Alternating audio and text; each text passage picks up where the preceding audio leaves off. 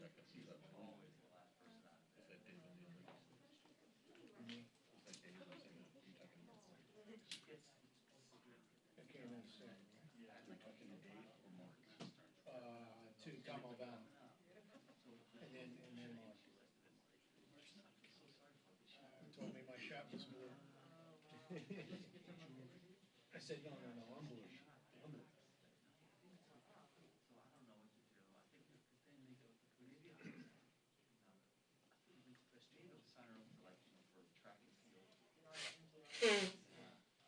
Misty blue. Misty blue. Yeah, feed her dinner and out. Feed her stuff. So we'll have to, some people have to get her on a high, just calorie output type. Did you, but CC. That you turn around. We have a whole year to go. Yeah, she sits right through it. But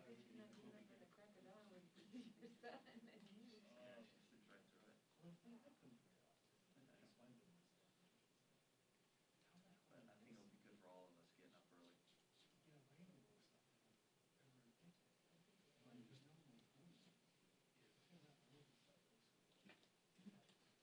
How's Guardian moving? Okay. How's he doing? He's good. He's moving right out of the cane. Moving around. He looked good. He looked good and healthy and happy. He's happy that he's retired, so Yeah. he's good. All I right. said, what have you been doing, Brandon? He's like, nothing. And I was Yeah. nothing. All right. Yeah, and again, his mobility is pretty limited. Yeah. Like, walking out, he's taking his time with his feet. Really. And Christina had picked up. Yeah, to be up. Oh, wow. That's something you're gonna be good this year? Supposed to be. Good lady. Transfer quarterback from Oklahoma. Our best wide receiver, who was hurt for most of last year, is back. And our best running back.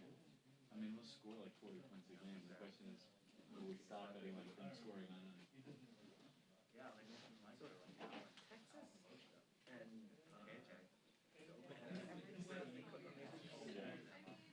could SMU like slide into the Big 12? Well, in theory, but I think what's more likely to happen is that the Big 12 dissolves and your teams will go other places. Apparently, I was talking about this with what's his name, James Langford, because he's a Oklahoma State guy, Okay. All right. and if one other team leaves the Big 12, they can basically break their TV contract with the other. So Kansas and K-State will be able to play I basketball. enjoyed my lunch. Yeah. Oklahoma State wants to go anywhere that's a big football school, and the teams are all trying to flip it around. So I think what's more likely is Kansas will leave, and all the teams. West Virginia in the Big 12 now? Yeah. Yeah. Right. So all the teams will be fighting for spots elsewhere. Do you think that's gonna happen? I don't know. I was surprised at this happened. I mean, I don't think I feel like the SEC has gotten better by now. how do the conference system is so bizarre? Yeah. With the realignment happened in a couple of years, you can't really understand anything. And that's the thing, part of, the old school college athletics, except, your league and the long-term rivalries that, it's like if you just keep moving these guys around to these different places, it totally lacks any kind of cohesion. They ultimately just throw a whole conference setup and play it more like the NFL. Yeah, just make it a league. Back in the day, when there wasn't a national championship and you didn't have anything to play off, when your league was basically it. Right. And then everybody had to argue over who's the best team. Right. Yeah, just like, get rid of the pretense, just like, say, invite the top 50 teams into a super league. And, Yeah, but nobody likes to trust the NCAA. Who's going to run that? and I guess the problem too is with all the other non-revenue generating sports, like they don't need people to play, and they need And they need the conference structure, and they need to be geographically smart, so you can take buses and not planes and all that kind of stuff. Would you go there? it's a small swinging school. My wife's a Syracuse grad though, so that's usually Division I Collegiate Alliance is live, but their football teams are terrible. They're ACC. They've been ACC for a while. Because they were Big East. When Big East was still a thing. mean, SMU's American, we absorbed a bunch of the other biggies, the schools, you know, like Connecticut's the best, Rutgers. Rutgers is big. No, yeah, you're right, Rutgers is down.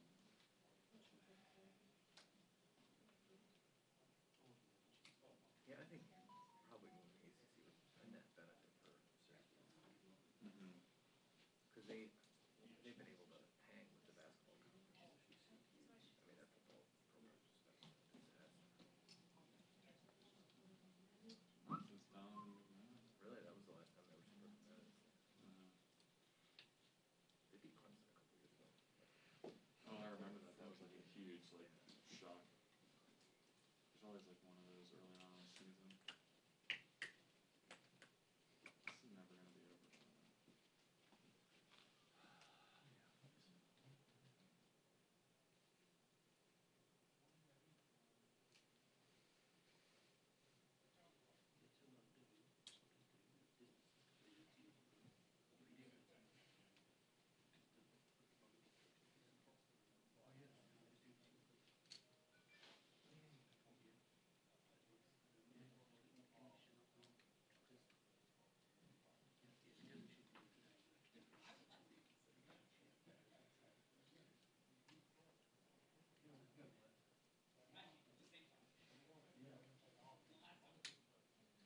Are you too diversified?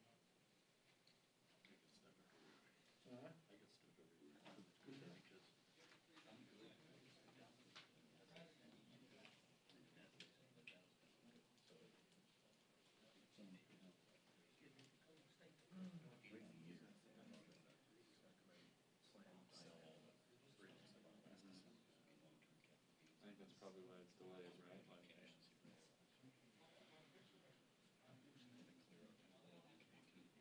Fragrance continue to still have our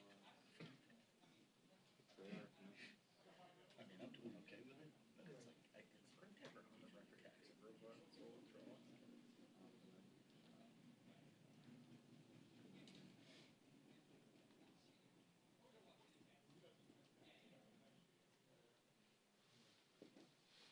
Imagine a university when she was on the record pose. With him, I can imagine the world of taking position on anything, Yeah. depending on what it was.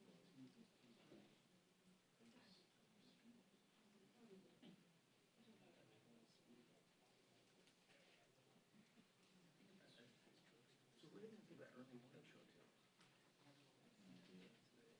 Are they still gonna do it? Is there a chance that they? Who's doing it now? This morning it was Cat Party.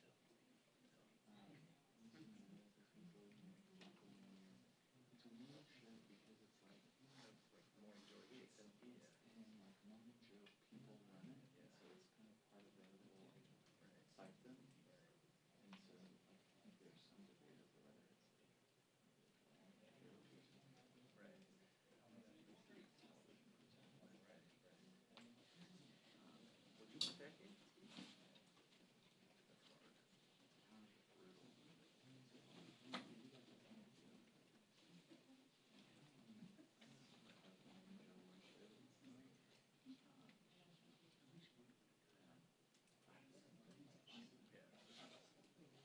Yeah, that's like when I used to go on Early Start a lot. There was a scuttle about people moving or something.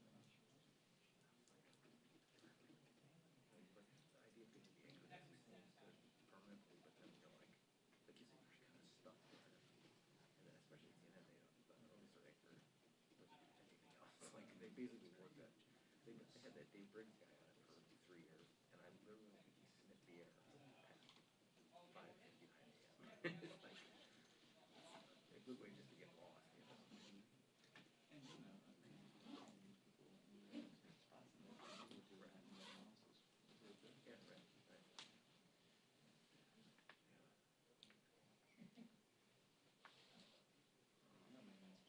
What time did it say for the party? All the networks shut down. Huh? Plus, 45? my stuff, plus Oh, all other oh. things. So it was, so we're like, Add another, close on another channel.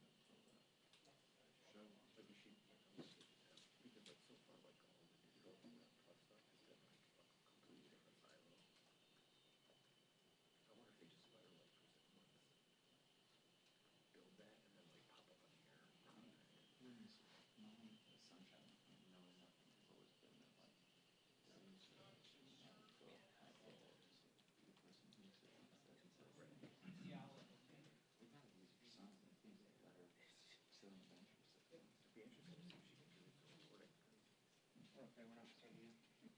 Guys, it's probably gonna be another 15 or so. Okay. It's not gonna be sooner than 15, how about that? You'll give us the 2 minutes. I sure will. I sure will. I'll give you more than that if I can.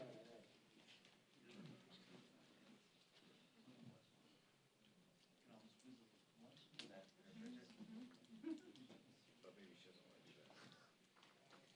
You said 15 minutes? Who had the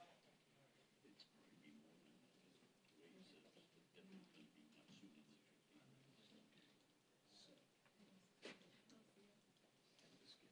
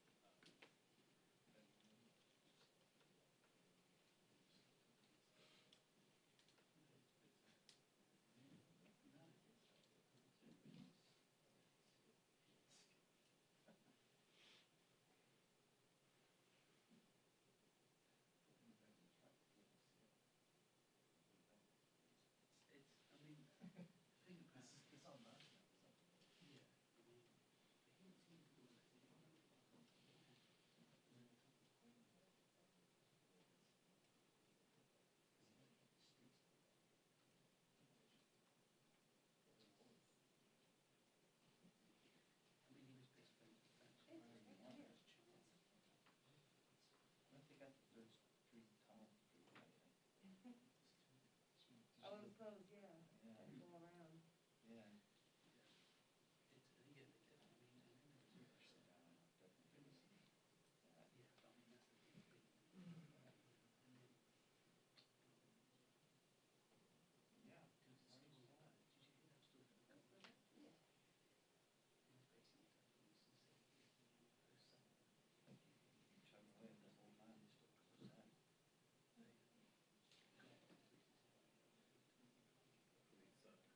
These young up and coming reporters are already cashing out. Like Amanda Golden and Adam Kelsey. I don't know if you know him. He was Bernie on that. He went to Facebook. They're like, got a taste of that. I mean, when people can get dollar jobs who aren't like working from home and like our history summarized, I can't say I blame them. And plus, like those places that can kind of understand the news space and like it's not a bad trend to jump on. No, no way.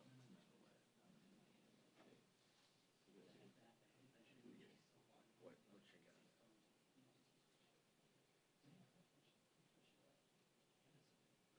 what do you think? What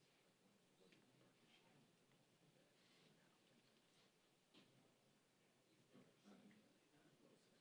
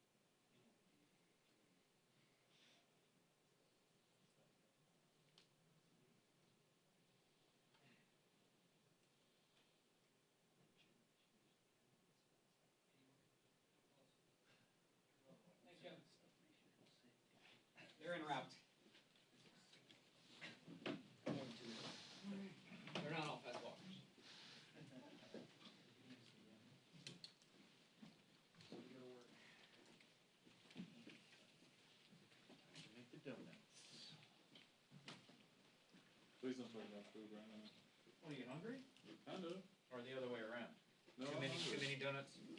Never too many. I'll second that. That's true. So light and fluffy. I don't know, doesn't it? Raspberry fill. Guys, thought we just talked about this. Yours, that is highfalutin stuff. I'm just going for a simple glaze. Whoa. Gotta go and get crazy, aren't you? Oh, Shoppers Food Warehouse on Saturday morning. rollers. Man. You know, most Americans don't even know how to pronounce that. Crawlers, yeah. Give me a bear claw.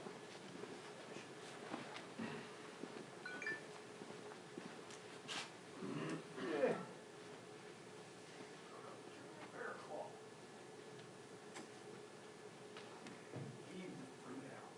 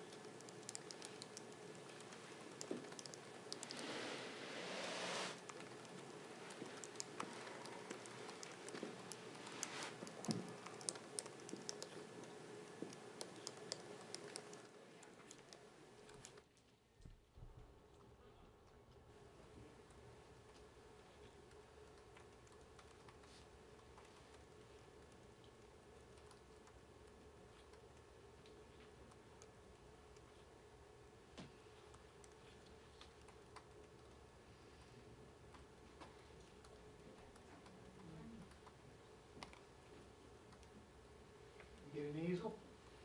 It's all good.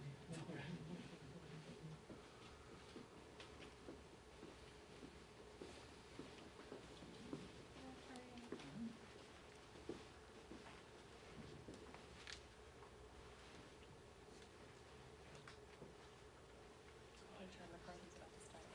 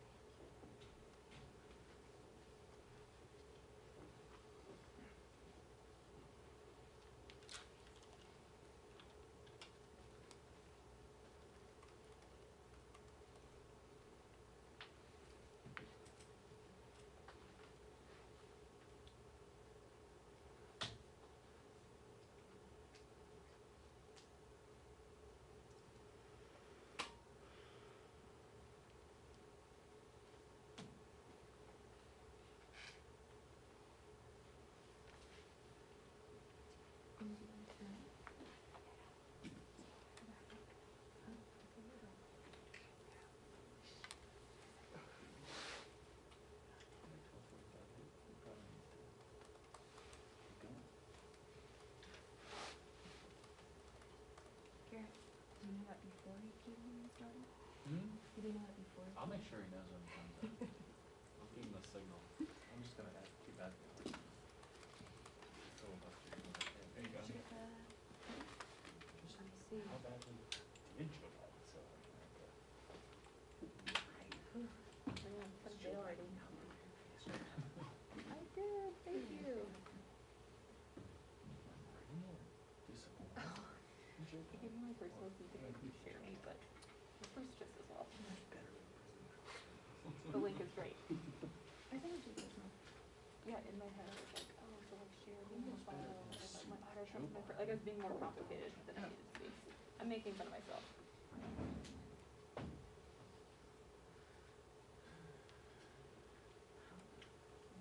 More likely. So we make it and you'll become possible.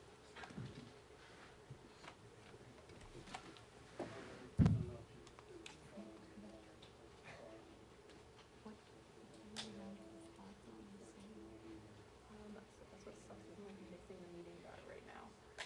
But it's like, just like the text, like I'm getting some people right now, it's like, it's at least business as usual for the rest of the year. But honestly, this year ain't got that much time yet. So it's kind of almost 2022 if you think about it. But, I don't know, apparently I'm just doesn't calm down in the meeting. But, I don't know, it's like stuff like that is always kind of scary. You didn't know that beforehand, right? No one did, and Jimmy leaked it to, I don't know, the New York Times, and like we all saw that she did. From the tri-state And then I area. was just like, refresh, I don't even know. Did you know? I don't think so. I don't know that for sure, but I don't think so.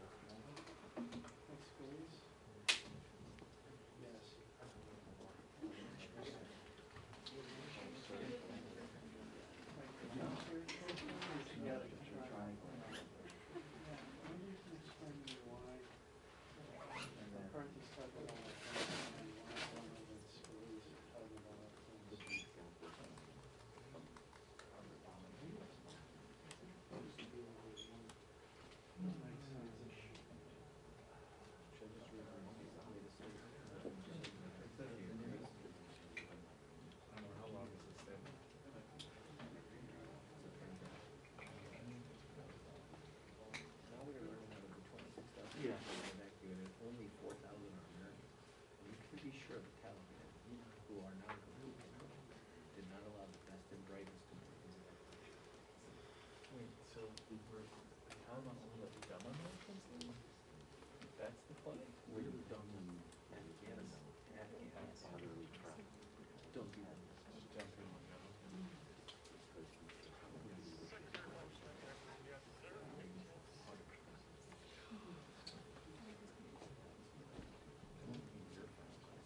Oh, come on. I don't even know.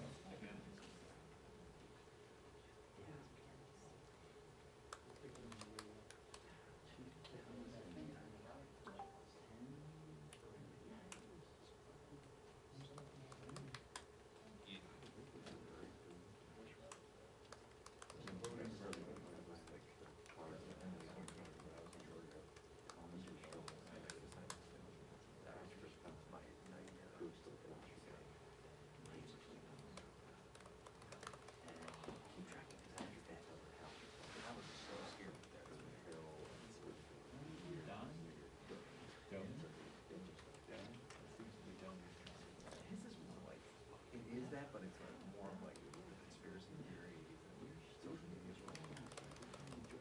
Really like the majority will.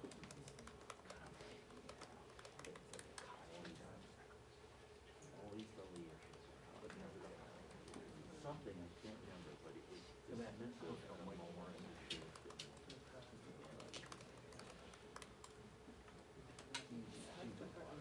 He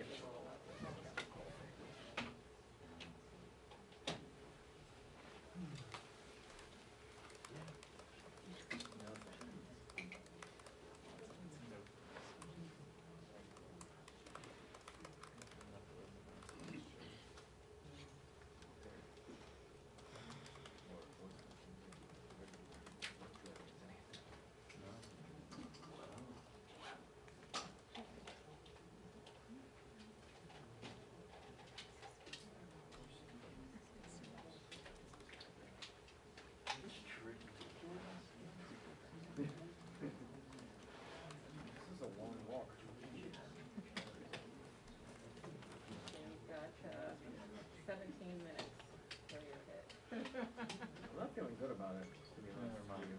I called for blackout.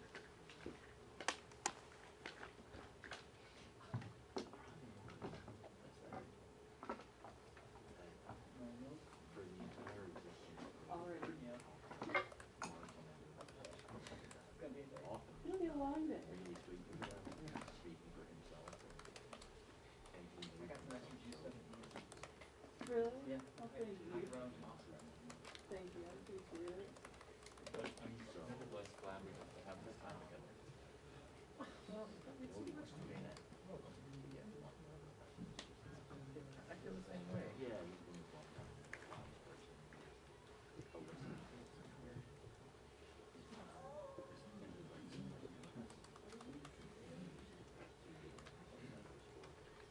You said a date for your wedding? Oh, is it? I didn't get my invitation. How many hours? It's probably stuck in the mail.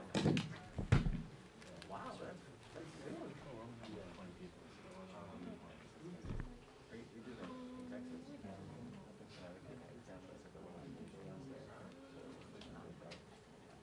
Well, that makes sense. You want a honeymoon?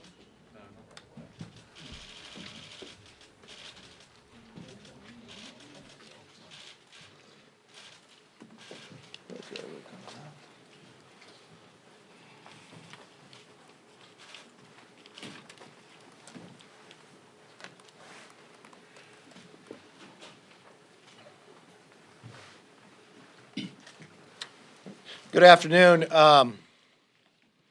With me today, I have Ranking Member Mr. Boss, Mr. McCall, and Mr. Rogers. Also with me are veterans who served in Afghanistan, Mr. Banks, Mr. Waltz, Mr. Mast, Mr. Green, and our newest member to Congress, Jake Elsey. We have all just left the briefing. It is a classified briefing. Cannot talk about what was said inside, but I'll tell you this. I'm less confident after leaving that briefing.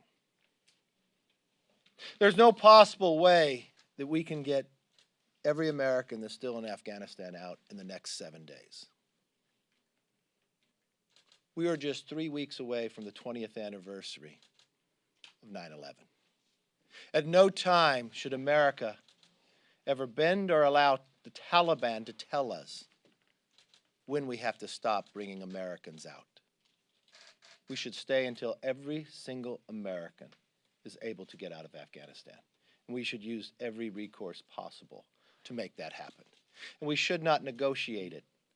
We should explain that this is what is going to happen, and anybody in our way to stop us from bringing an American out will be in danger.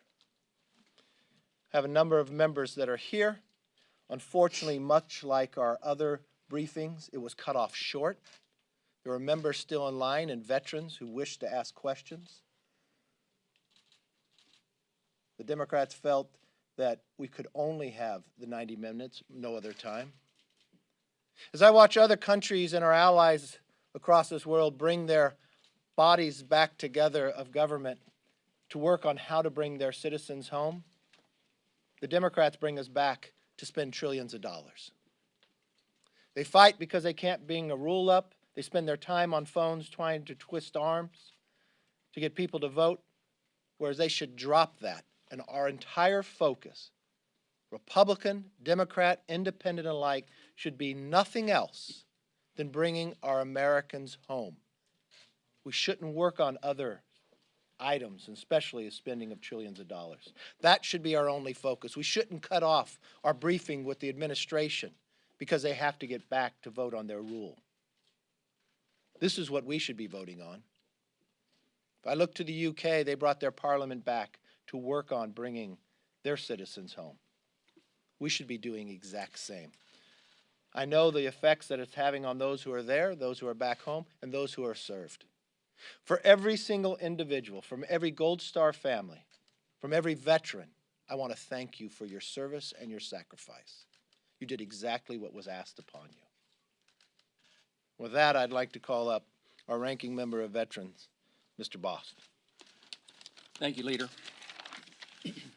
You know, more than 2,000 American heroes have given their life in Afghanistan since 2001.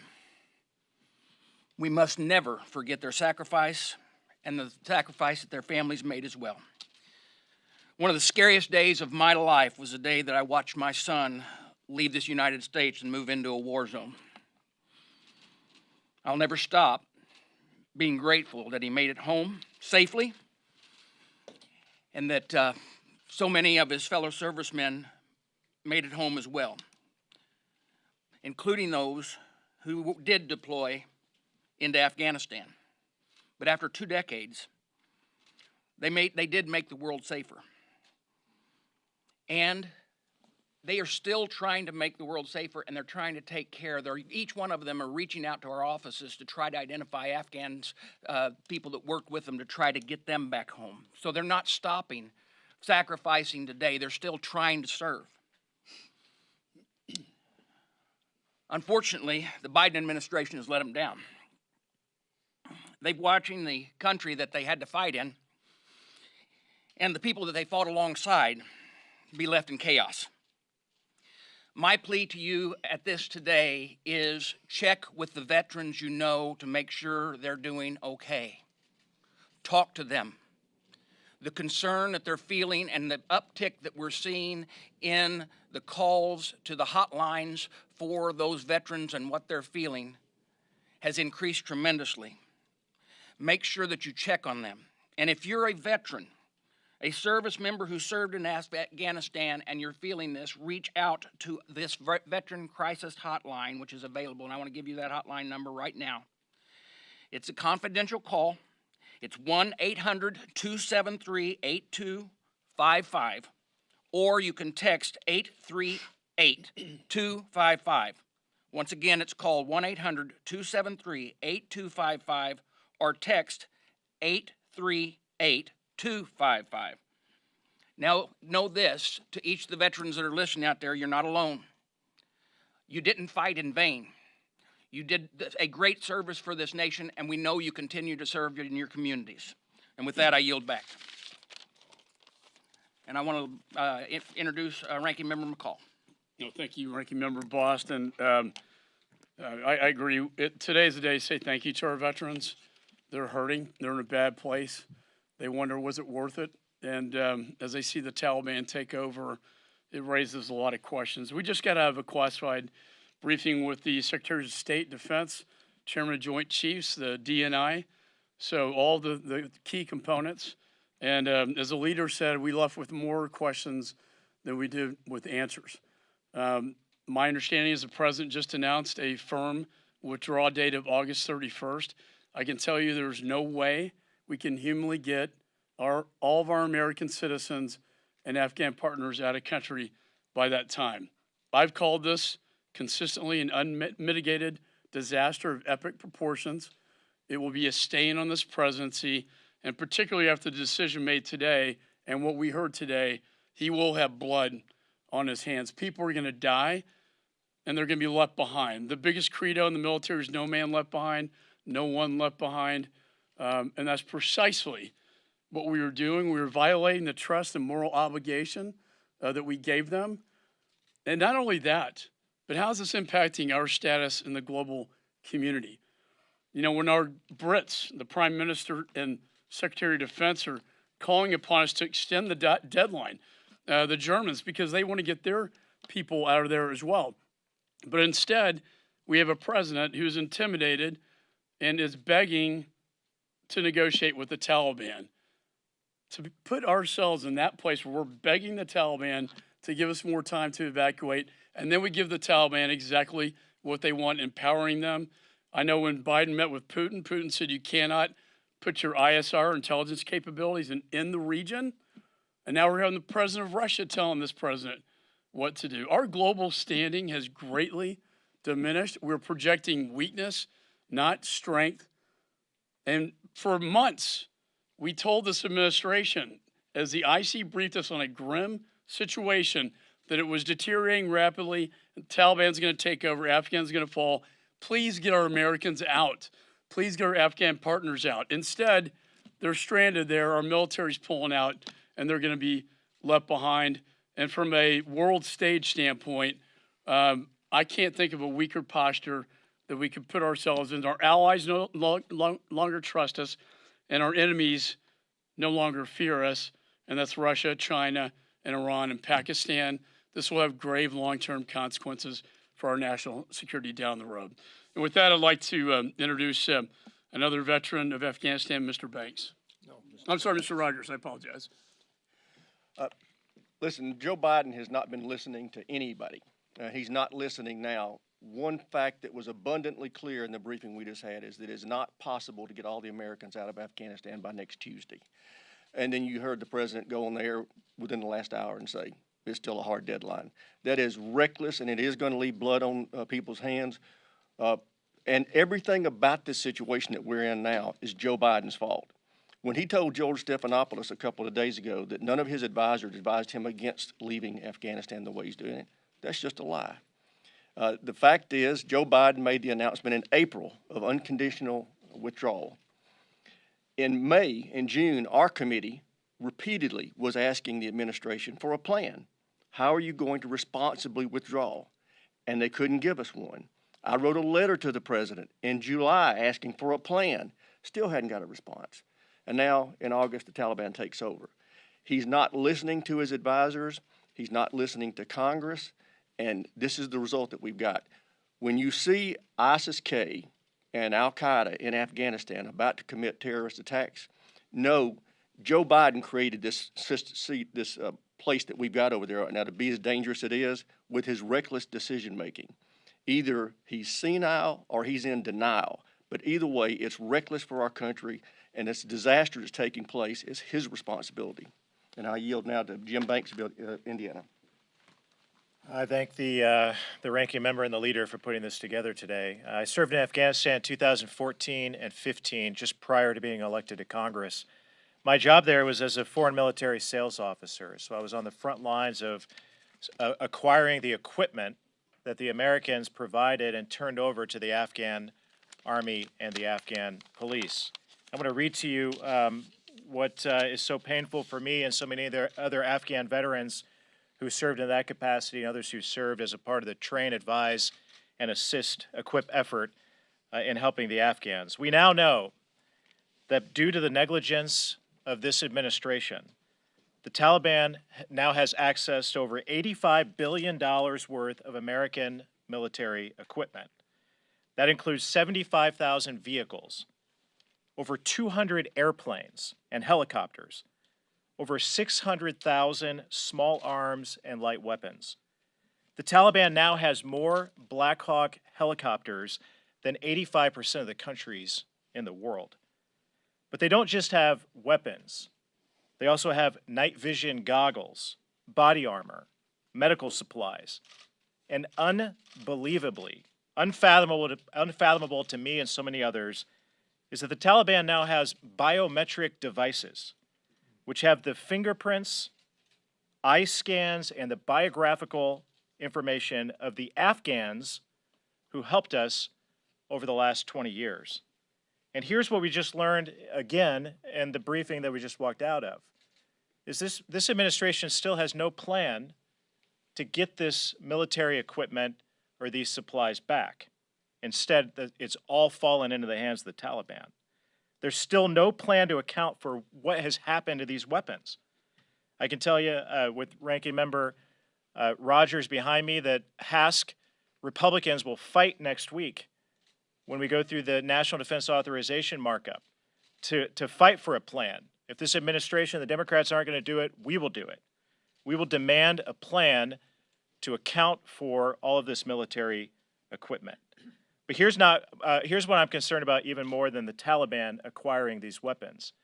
It's that we know that Al-Qaeda and ISIS-K still exist and are growing in Afghanistan, and eventually they acquire these weapons. And as I said before, if any American is harmed or killed and not safely evacuated, or if any of this military equipment or weapons are used to harm or kill an American, the blood is directly on Joe Biden's hands.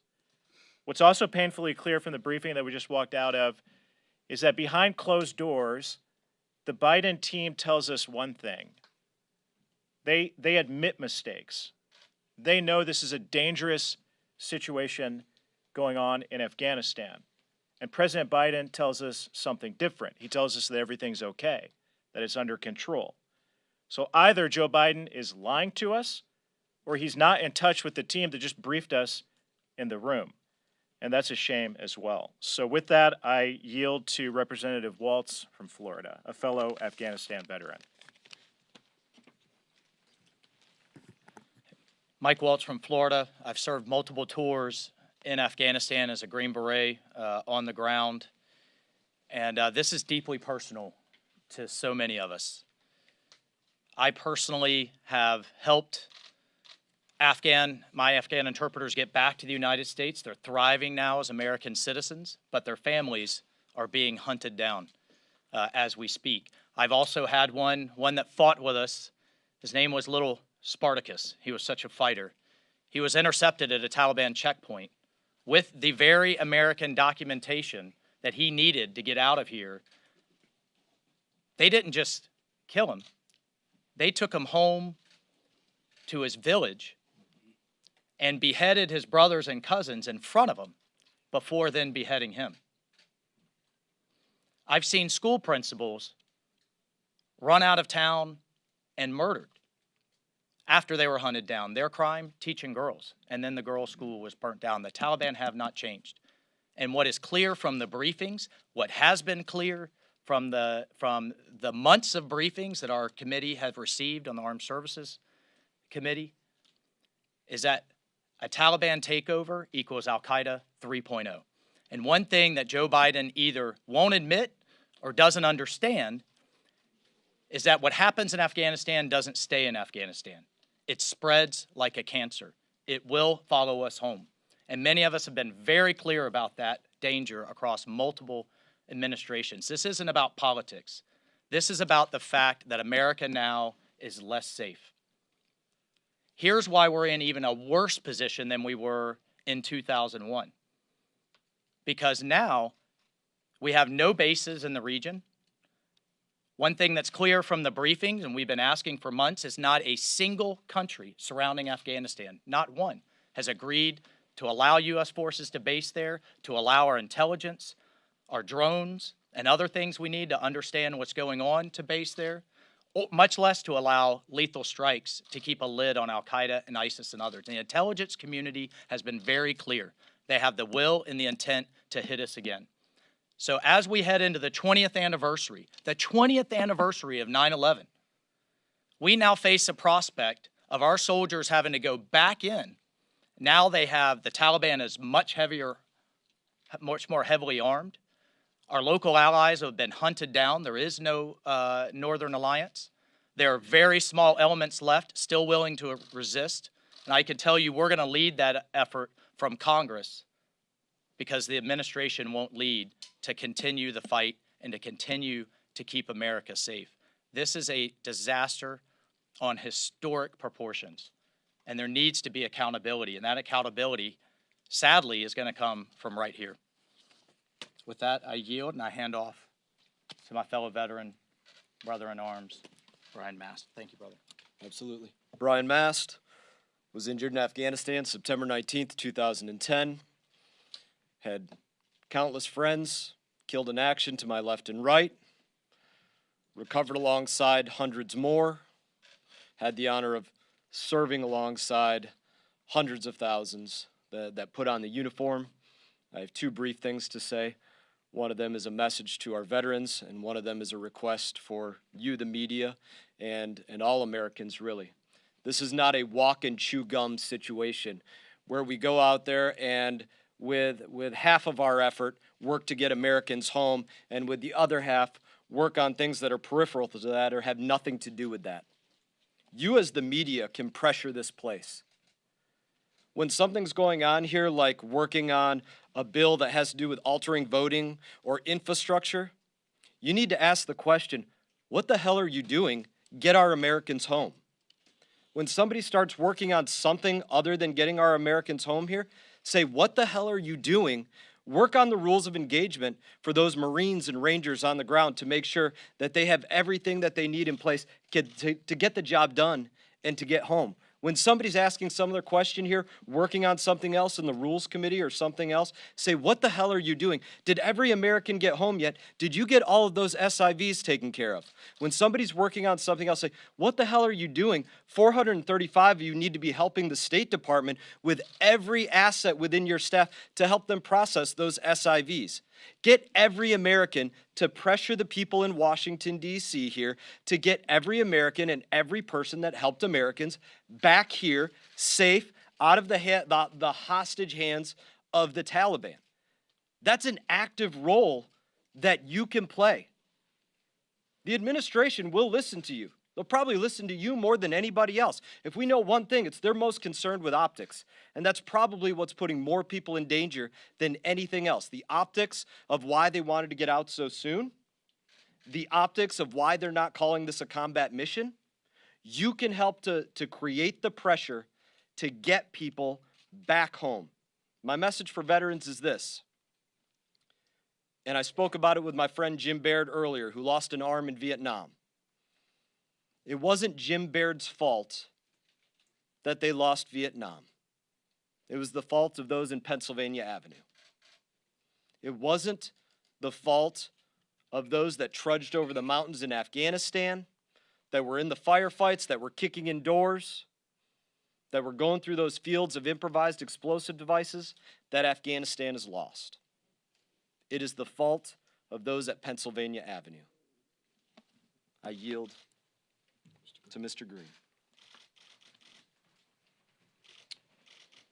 Mark Green, Tennessee 7. It's also very personal to me as well. I served in the 160th Special Operations Aviation Regiment early during the war. I was there when Pat Tillman was killed. I vividly remember his flag-draped coffin being brought out to the airfield through a cordon of our nation's Tier 1. I mean, these are the hardest guys in the United States military, toughest, most elite. This flag-draped coffin goes through and there's not a dry eye. I can see it like it was yesterday, going into the back of that C-17, the doors closing, the sun was rising at Bagram. It is imprinted in my brain forever, like so many other faces and names just like Pat's. I happen to serve the area that surrounds Fort Campbell. About 85% of the people who live at Fort Campbell are in my district. When I go to the Publix, I have to look into the eyes of children who are Gold Star children. This is deeply personal for me. I want to tell those veterans, as has been echoed here before, your service was completely and incredibly valuable to this country. For 20 years, you protected our nation from a terrorist attack. That has value. And the friends that we lost, their sacrifice has value. If you're struggling, rebootrecovery.com. We've talked to many of you, but if you are having a hard time, rebootrecovery.com. I just want to make a point about this disconnect between the president and the truth. He's continually saying things that are completely different than what his own people say. For example, no one thought it was a bad idea to withdraw like this, as has already been mentioned, when we know that people and his senior staff have said we shouldn't withdraw. Things like the Afghan people don't want to leave, yet there were tens of thousands of applications already in process. And I think the thing that really angers me the most is that the Afghan military did not want to fight. That is absolutely incorrect.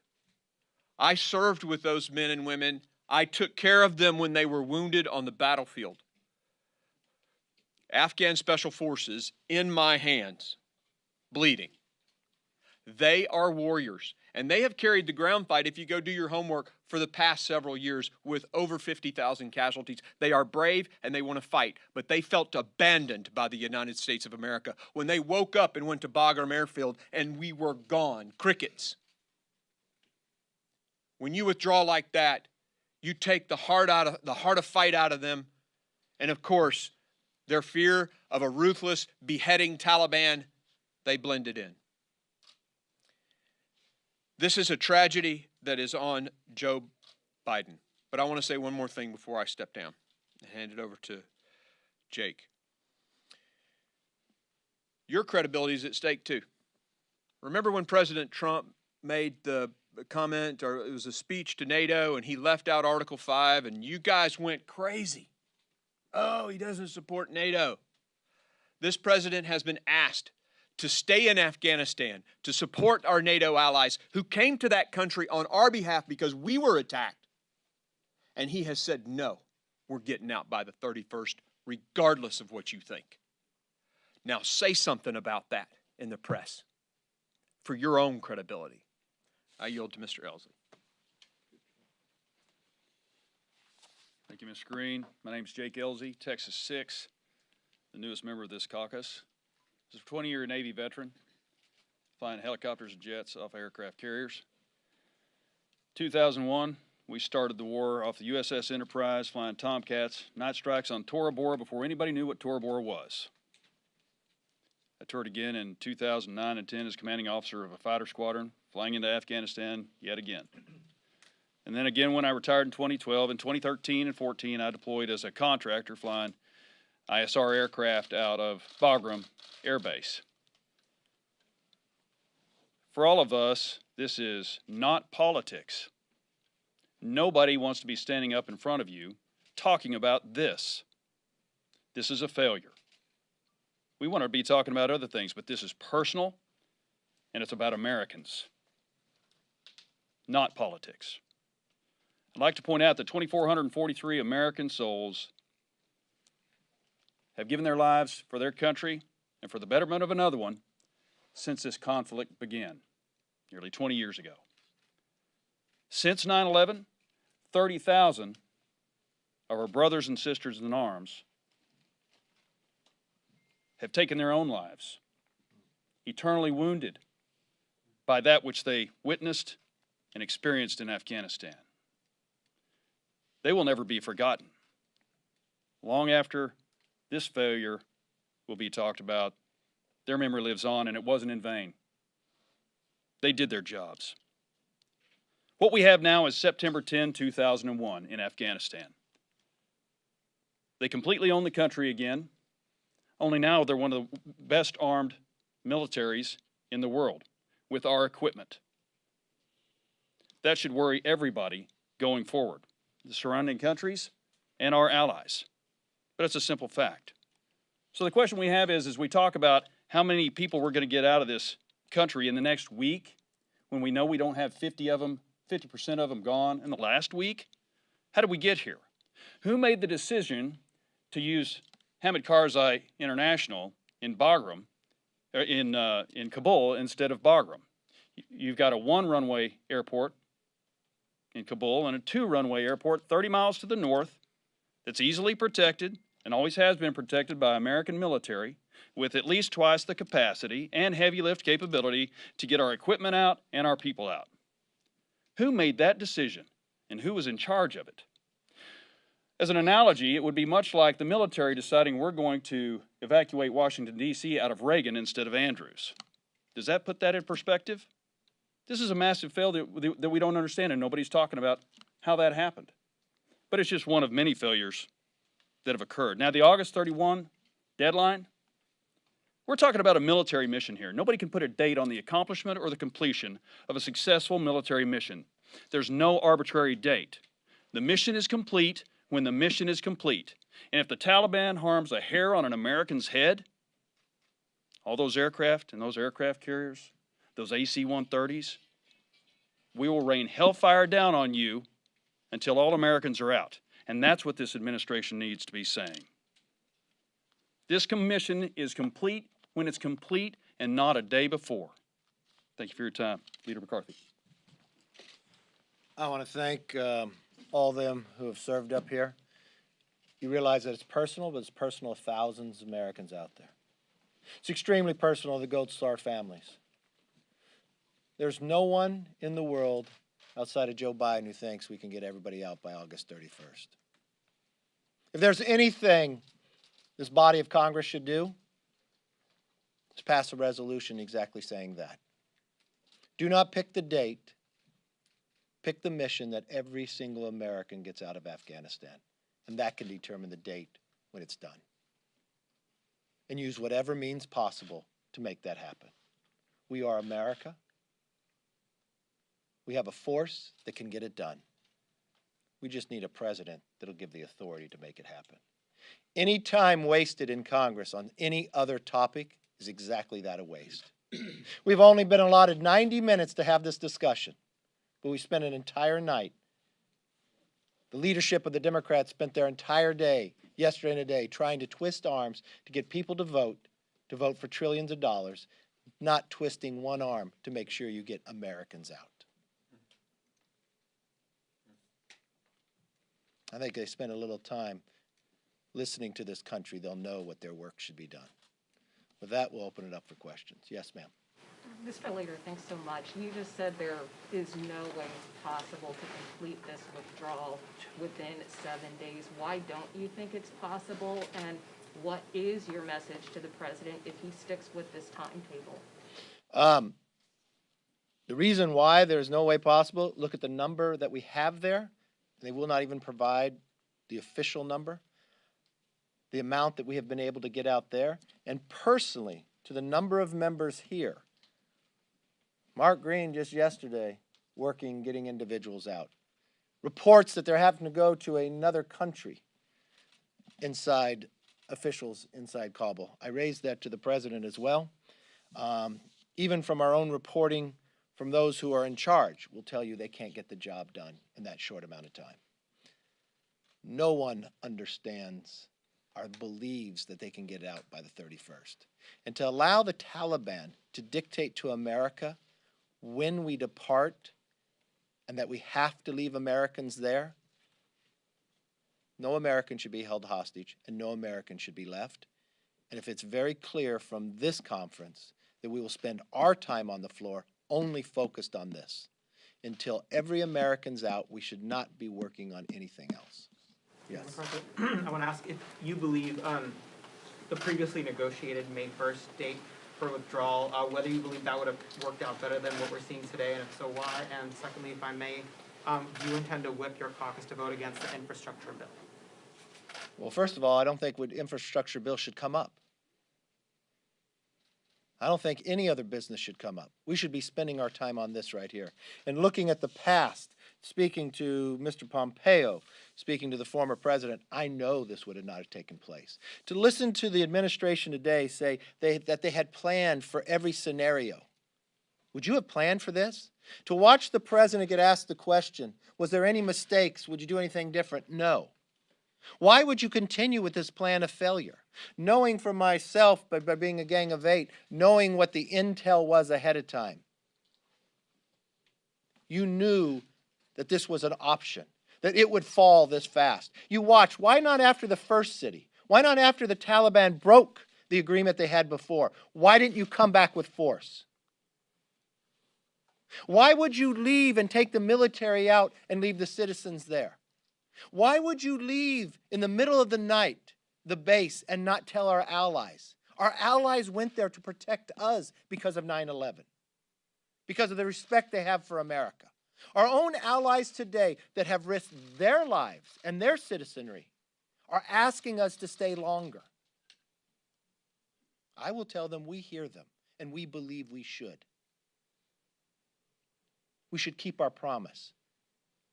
What is happening today won't go away in a week. It will be decades. The idea where you heard Jim Banks talk about the weaponry that they have, that it is reported that the Taliban now has more Black Hawk helicopters than Australia. Someone to say, oh, they can't fly them. If they can learn, or they can sell them to Iran or China or others. If you think Afghanistan is far away, remember what happened 20 years ago. If you think Afghanistan is far away, understand what's happened to our borders today. It is publicly reported, yes, we've caught people on the terrorist watch list, and they didn't come from Central America. The report is from Yemen. You just had 5,000 prisoners released. They know how to come here. They have a mission on their hands. So not only should we make sure every American is taken out of Afghanistan, we should secure our borders, and we should do it today. Yes, ma'am. Projected confidence that you're going to take back the majority next election cycle. If Republicans do win, will you be examining this? Will it be investigated? What are your steps if you have? One thing I'll promise you, we will not play politics with this. The only thing the Republicans are focused on right now is getting every American out and keeping every promise we made.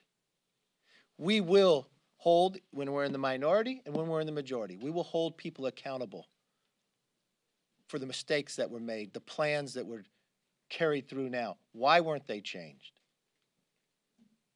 This tarnished the reputation of America for decades to come, and people should be held accountable. Last question. If you could talk about the disconnect in terms of what the intelligence was leading up to this decision-making process. The President, the State Department have said that their intelligence didn't reflect that there would have been such a precipitous takeover by the Taliban, but yesterday even Democrats on the House Intelligence Committee said that going 6 months back, there were warnings that there was a problem. Is that what you got from this briefing? You had both DNI and the State Department and White House officials in this meeting today. Was there a disconnect in the room today when they were talking about this? I would leave you simply to President Biden's press conference in July, what he told the American public. And no, they'd be able to fight. There's no chance of it collapsing. I happen to be the member of the Gang of Eight. I've had intel briefings. I never believed what he was saying there was the briefings that I was requiring. You have the ranking member of Armed Services, Mr. Rogers. Been briefed in a different manner that he's publicly said. Either Joe Biden made a different decision based upon the briefing that he was given, and this is another thing of why we need accountability. What information has been provided to this president? When the president just a few days ago told the American public there was no Al-Qaeda, just less than an hour later, he was contradicted by his own administration to our conference. When he told the American public that he has no report of Americans having problems getting to the airport in Kabul. We had our own reports that that was different. In less than an hour, we were told, no, Americans shouldn't go, they were being beaten. So when the president says that the 31st is a deadline, I wonder if he's making that same decision process of why he wanted out to try to make a date of a 20th anniversary. We want to be very clear with him. Don't pick the date. Solve the problem. Make sure every American is out. Then that will be the date we depart. Thank you. Thank you.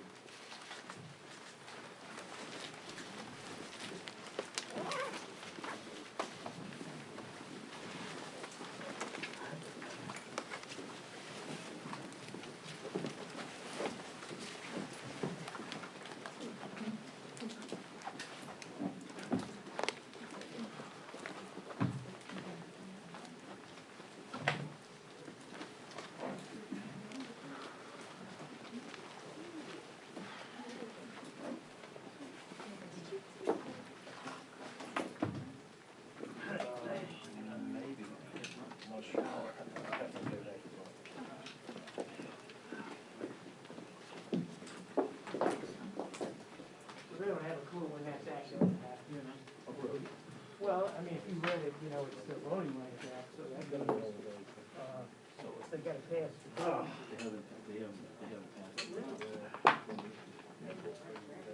So,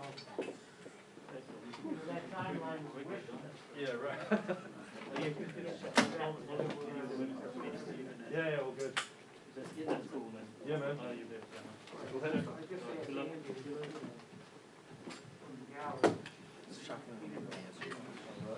On the deadline, like if it would have been different. Yeah. I mean, he got his deadline. Right, he came close to suggesting that they would have responded, hit back with more strikes, but he didn't even say it, it was just a mumbo jumbo.